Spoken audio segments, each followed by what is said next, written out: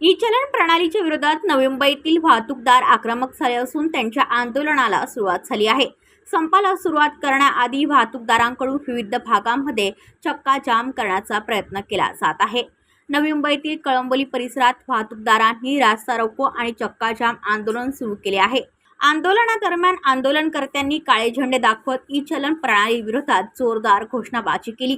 वाहतूकदारांनी सरकारच्या निर्णयाचा निषेध करत आंदोलन छेडले असून संपाला सुरुवात करण्यापूर्वी शहरातील वेगवेगळ्या भागांमध्ये आंदोलन करण्याचा इशारा दिला आहे। कळंबोली परिसरात काही काळ वाहतुकीवरही परिणाम झाल्याचे पाहायला मिळाले। दरम्यान परिस्थिती नियंत्रणात ठेवण्यासाठी पोलिसांचा बंदोबस्त तैनात करण्यात आला असून पुढील घडामोडींवर प्रशासनाचे लक्ष आहे। ब्युरो रिपोर्ट, नवी मुंबई, पनवेल वार्ता न्यूज। आपल्या परिसरातील बातम्या आमच्यापर्यंत पोहोचवण्यासाठी स्क्रीनवर दिलेल्या क्रमांकावर संपर्क साधू शकता। दूरध्वनी क्रमांक 8652414343।